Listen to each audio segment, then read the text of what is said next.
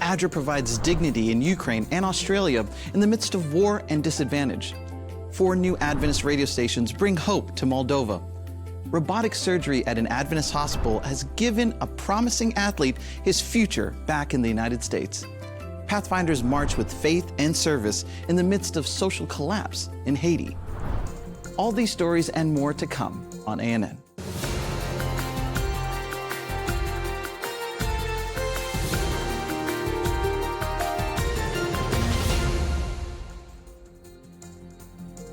The Seventh-day Adventist Church in Moldova, Eastern Europe, has launched 4 new radio stations that now broadcast across 95% of the population.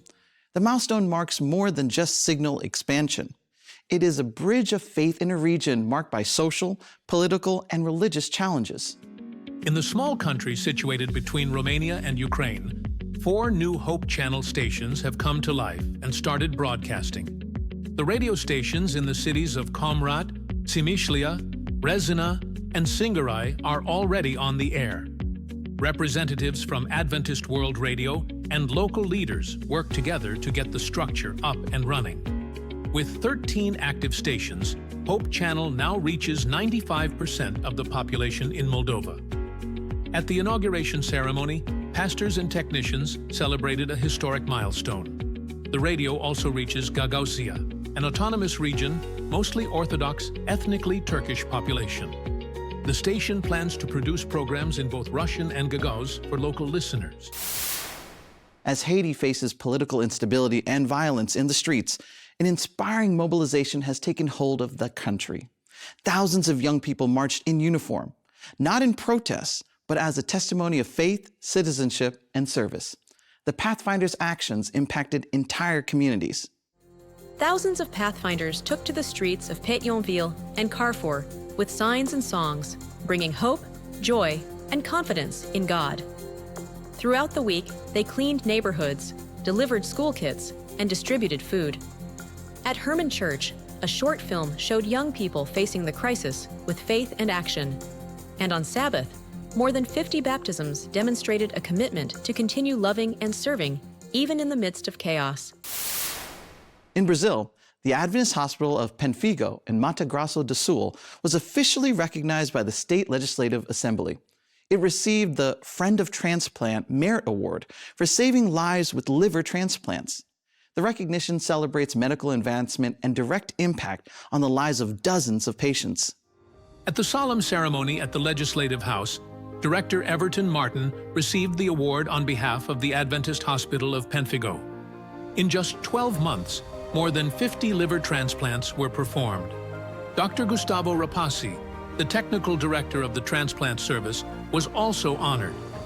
The award affirms the hospital as a national benchmark in promoting life through organ donation and reinforces the Seventh-day Adventist Church's role in public health. For 2.5 years, pain limited the performance of Chad Richards, a disabled athlete in the United States. However, after robotic surgery, a technology until recently only seen in movies, Richards came back stronger. The procedure was performed at the Adventist Hospital in Tampa. I'm Chad Richards. I also compete in a sports league for people with disabilities. I dealt with a inguinal hernia for 2.5 years. It was quite rough, I would say. I would have to leave from work to go to the ER on a consistent basis to try to figure out why I was dealing with it. The pain that Chad was experiencing had been limiting his workouts because he was a competitive athlete.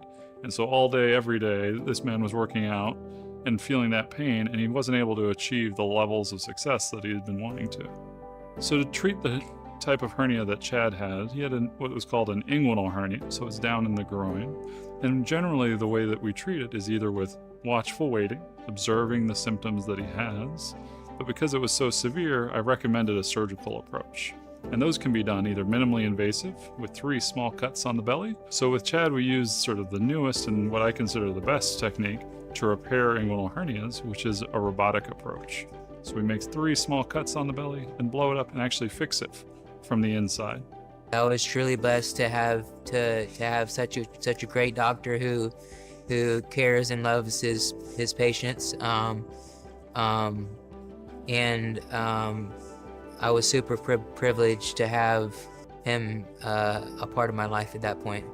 Seeing the transition from before to after surgery is truly one of the most rewarding things. And for Chad, he sort of blew it out of the water. He went from feeling this pain day in, day out, limiting him in the sports that he liked to compete in, to going back to doing and excelling in what he loves.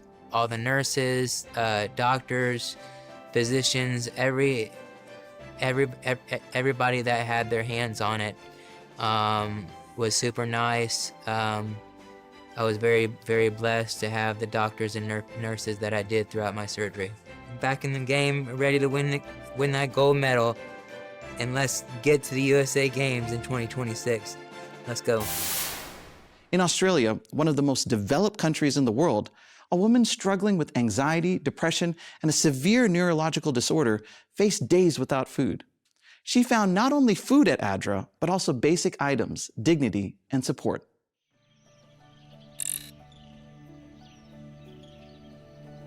We would not have been able to eat for the next 2 or 3, 4 days if I didn't find somewhere or somebody to be able to offer us some sort of help.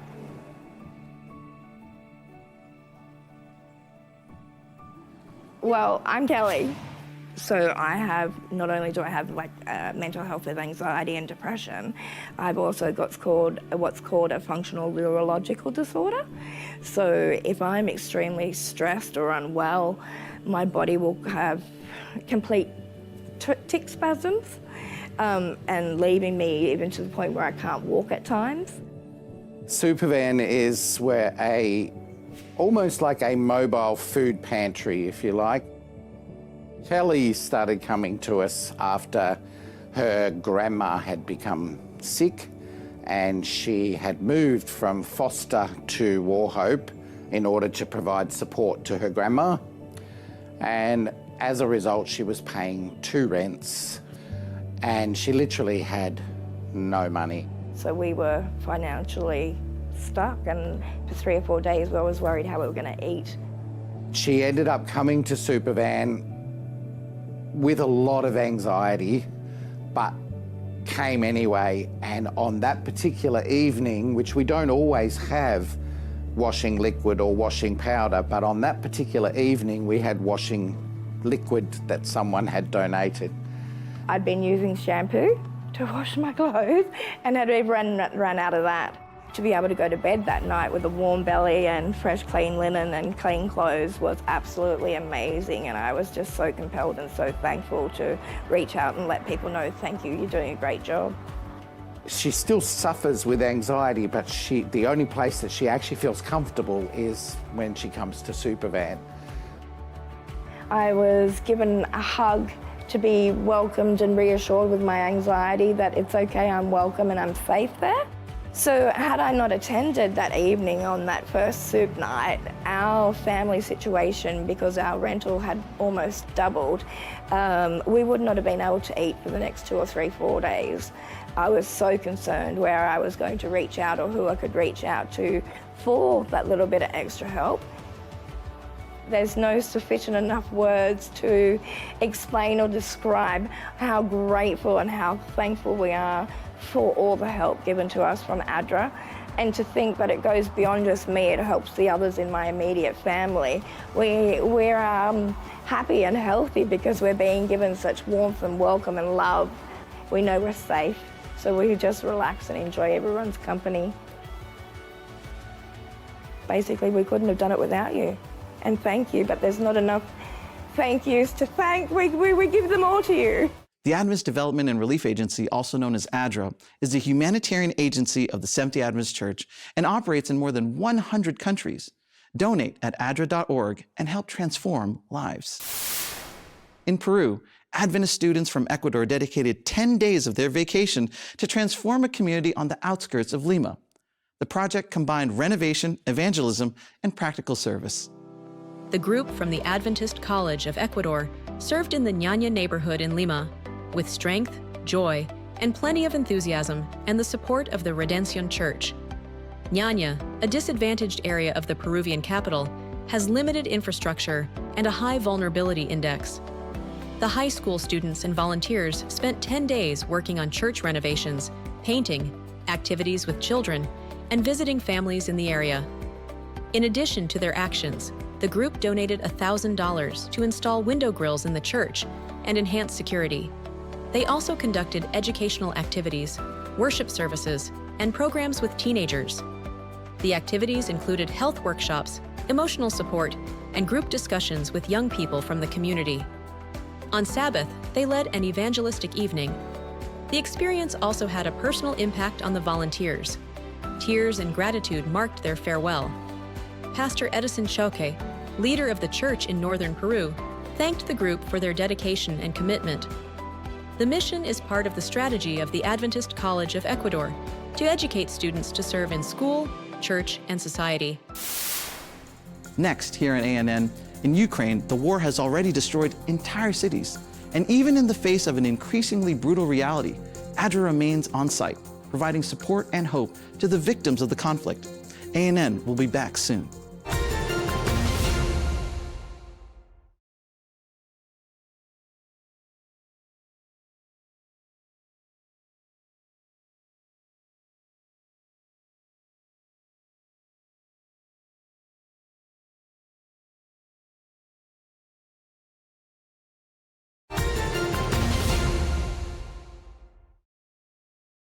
Adventist schools in Southern Chile celebrated the month of the Bible. Institutions in the region emphasized the Bible as a reference for learning and reflection, promoting cultural and educational activities for students of all ages. During September, schools in the Adventist educational system in Southern Chile promoted various activities to celebrate the month of the Bible. Parades, recitals, exhibitions, and dramatizations, including the story of Noah's Ark, involved students of different ages. The event also highlighted the date of September 26, 1569, when the first complete translation of the Bible into Spanish was completed. Known as the Bear Bible, that early translation led to the development of the Reina Valera version. The celebrations extended from Angol to Punta Arenas, with music, exhibitions, thematic contests, and spaces for reflection for students and families. The Bible has guided Adventist education since its origins, inspiring teachers and students to develop values that go beyond the classroom. Ukrainian communities devastated by bombings have received assistance from students and staff of the Ukrainian Humanitarian Institute, an educational institution of the Seventh-day Adventist Church in Ukraine. A group of 20 students and 17 staff members cleaned streets and entrances of buildings damaged by Russian attacks. The work took place in Petropavlivska-Borshchahivka in the region of Kiev. Transportation was provided by Bukatrans Service Company, and lunch was prepared by Institute employees, Valentina and Vitaly Kostenka. According to the Regional Military Administration of Kiev, the attack damaged 6 buildings, more than 100 cars, and 14 houses, leaving 30 injured. Students and staff of the Seventh-day Adventist institution regularly participate in social actions, such as blood donations and support to affected communities. In Brazil, Antonio Robstan Pereira da Silva, who is deaf, traveled over 1,400 kilometers and 22 hours to be baptized in a church fully accessible in Brazilian Sign Language Libras. He met Pastor José Erivaldo dos Santos Jr. through social media and was accompanied throughout the process in his language. The ceremony, conducted entirely in Libras, took place during the Blue September, a campaign that celebrates the culture, rights, and inclusion of the deaf community. In Peru, 2 women found hope through Nuevo Tiempo Radio. Gloria, upon hearing a song in the supermarket, began her journey of faith, studied the Bible, and was baptized in front of more than 40,000 people during the Hope is Jesus Caravan. The same programming also inspired Patricia Enriquez's family to accept Christ, showing how radio can touch hearts, spread hope, and transform lives anywhere. In Korea, the Week of Prayer for Family Unity brought families together across the country for worship, on testimonies, and Bible study. In the Central Eastern region, 92 families participated in the 3 Red Bible Reading Academy. In the Southeast, a 4-day online program encouraged daily worship. And in the Southwest, a 3-week online camp involved 84 children in worship and verse memorization. The programs helped families strengthen their faith at home, showing how parents' small steps can transform their children's spirituality and promote healing and restoration. And in the United Kingdom, more than 50 religious, civic, and community leaders gathered in Watford to reinforce the importance of unity and community engagement. Adventist pastors highlighted the role of faith in promoting reconciliation, hope, and care for others. The meeting demonstrated how collaboration and joint leadership can strengthen social cohesion and offer support to communities at a time when divisions are increasingly visible throughout the country. Leaders, donors, and volunteers from Maranatha Volunteers International gathered in the Dominican Republic to inaugurate the Seventh-day Adventist Church and School Ciudad de Cielo. The project was dedicated in memory of the late Vice President of Construction of the organization, Daryl Hardy, marks nearly 3 years of work and reinforces Maranatha's long-standing partnership with the Caribbean country. On July 26, Maranatha Volunteers International, regional Seventh-day Adventist Church leadership, and hundreds of community members dedicated the Ciudad del Cielo school campus in the Dominican Republic. The event marked the end of this large construction project and the exciting beginning of a special school. Maranatha broke ground on the campus in May 2023 to meet a need for Adventist education in this suburb of northern Santo Domingo. Since then, Maranatha volunteer groups and local crews have built a large education and evangelism center with 8 classrooms and an assembly space, an early education building with 5 classrooms, and a large church to seat 400 people.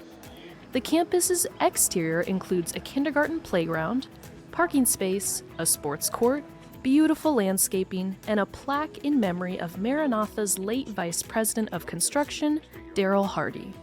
The Ciudad del Cielo School was one of the last major projects he worked on before passing away unexpectedly in November 2022, and now honors his dedication to stellar construction and the love he poured into each project he worked on.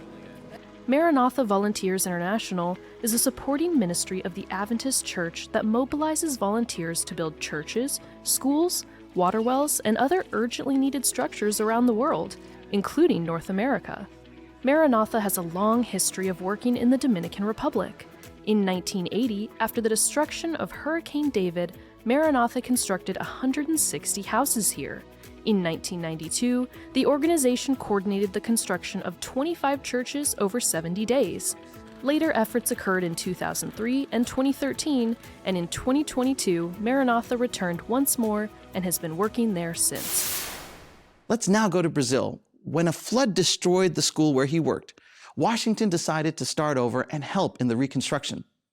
Today, the school is back in operation, offering children a place to learn, dream, and grow. Washington's life began at a school his father helped build, and he's been part of its mission ever since. He was born on the campus of Northeast Brazil Academy in 1959. He took his first steps there, played his first games there, and said his first prayers there. For Washington, the school wasn't just a place to learn. It was home. His father was one of the founders of the school in 1943 and among its first graduates. Washington studied, graduated, and eventually built a successful life with his family in the city of Recife.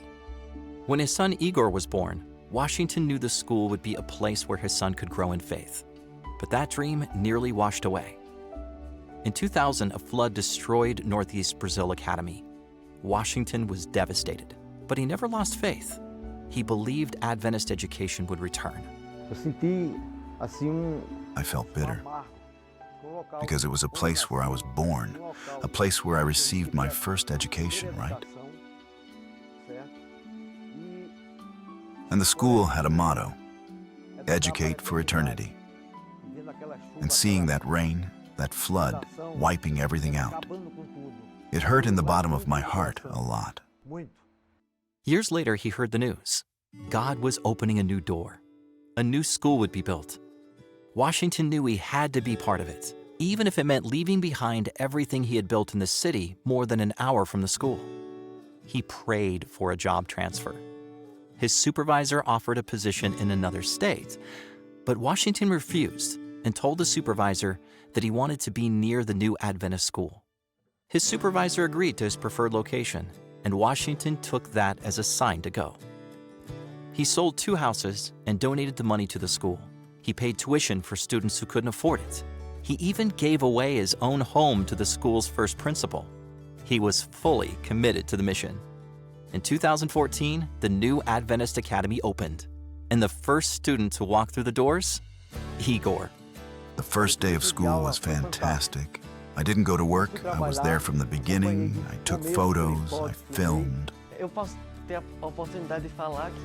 I can have the opportunity to say that I've been an Adventist since I was born. And I was the first to be baptized here when the school was formed. And I think it's always been very good for me. It's always shaped my character and the way I think. Washington's prayers had come full circle. His son was now part of the school that meant so much to him. Today, Washington is retired, but his heart is still with the school. There's just one thing missing: a church. Right now, students worship in an auditorium that isn't sufficient for their needs, and they need a dedicated space. The creation of this new church will boost the mission school and the creation of new missionaries for world mission. Your 13th Sabbath offering will help build that church, giving students a place to worship for generations to come. Thank you for your support. Brazilian professionals came together to care for local communities and inaugurate a church in the Dominican Republic. Recently, 14 volunteers from Brazil participated in 10 days of mission, leading nearly 260 medical and dental consultations, evangelistic activities, and collaborating in the completion and dedication of the Adventist Church El Rosal II. Maranatha Volunteers International organized the initiative in partnership with the Adventist Medical Association and the Church of the Adventist University Center of São Paulo, Hortolândia campus. The Dominican Republic is one of the regions where Maranatha develops church and school construction projects.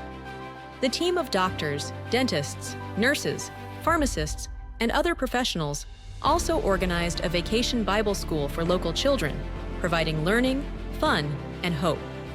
The entire project was made possible through donations collected in Brazil, which funded medications, toys, school supplies, and improvements in the church, including air conditioning and sound equipment. ADRA, the humanitarian arm of the Seventh-day Adventist Church, continues to support vulnerable communities in Ukraine, offering food, shelter, medical care, and psychological support. Since the beginning of the Russo-Ukrainian conflict in February 2022, the organization has mobilized its global network to assist displaced, refugee, or conflict-affected individuals, reaffirming its commitment to saving lives and bringing hope where it is most needed. 2 excruciating years ago, we faced the new reality. The reality where the full-scale war has brought a great deal of uncertainty, a lot of pain, and many needs for support. I came, opened the door, cried, because there was nothing. I sat right on the doorstep, screamed, and cried. What can I do? Who will help me? I had this feeling of great fear. Where will I live? How will I live? What will happen to me? During these times of uncertainty, when the area of government-controlled Ukraine territories has significantly reduced and the lives of ordinary people are badly affected by the painful implications of the war, ADRA Ukraine, with the support of these numerous international partners, is here to give hope to those who have lost everything. The work we are doing is not only about providing assistance, but also about showing that the human dignity can be maintained and promoted regardless of the ongoing events. These products are stored here in special conditions according to donors' requirements. Everything comes here from other warehouses all over Ukraine and on different projects. At the moment, we're working in Kupiansk district and representing ADRA to help people in this region. Also, our volunteer team has recently been enriched with people from other countries, in particular Finland, and has become international.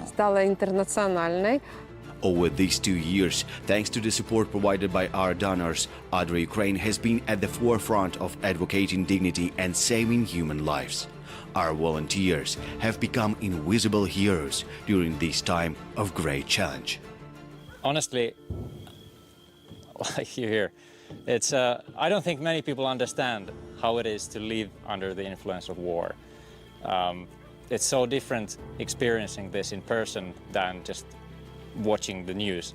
The front line is just there, and we could see the smoke, we could hear the explosions, and after experiencing even a little bit of the hard, cold reality that the people live in here, it's just unbelievable to me that some people just don't care, or they think that they don't need to help, because the war is still going on, and that's why Ukraine needs our strong support. Thank God that there are people who help us, who are there for us. We have already rebuilt the roof and windows, but there is no ceiling, only beams and the floor, and the house needs a stove and wood to heat it. That is a lot of work. Thanks to our humanitarian project and many people all over the globe who responded to our call for help, the local population in the eastern part of Ukraine now has access to much needed fuel materials. This has contributed to improvement of the living conditions, since now people can heat their homes despite the lack of resources caused by the armed conflict. Thanks to our cooperation with the governmental agencies and humanitarian organizations in 35 countries worldwide, over 2,600,000 people have already received support. Still, despite such a significant progress, the situation is still challenging, and there is a great need for further support of Ukrainians dealing with the implications of the war on the daily basis. Over 17% of Ukrainian territories are now non-government controlled. This area is larger than the territory of Czech Republic or Austria. Yet people continue to sow their fields, risking their lives without even knowing if there will be a harvest. There's such a compassion and solidarity inside of me that it just drives me. And it's also very inspiring to see the unity that the Ukrainian people have, the strength that they have. They are just fighting the situation that they are in. It's inspiring. I want to be at least trying to be as cool person as any Ukrainian. International support of Ukraine is crucial to stop the potential crisis in Europe. Provision of financial assistance and other forms of humanitarian aid is a decisive factor to determine the future of both Ukraine in particular and the whole civilized world in general. We have been here since the very beginning. We are still here to serve the people. This concludes our program for today. To learn more about the Seventh-day Adventist Church, visit adventist.org, and for more news, adventist.news. Until next time, God bless.